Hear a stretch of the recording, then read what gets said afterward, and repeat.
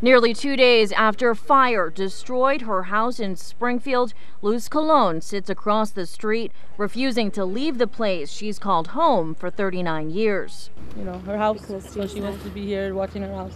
All 10 members of the family managed to escape the blaze Wednesday night on Grove Street. Todavía tengo miedo.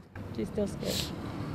We would never think that this was happening to us, you know. Most people say to us, I've never faced this before, I don't know what to do. And for families like the Colons who lost everything, the Red Cross has been trying to assist, but with so many fires recently, their resources are being stretched thin. We've seen everything from kitchen fires to wiring fires to smoking materials.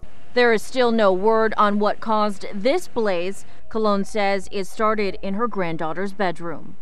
She was preparing my daughter's baby shower. I'm sorry.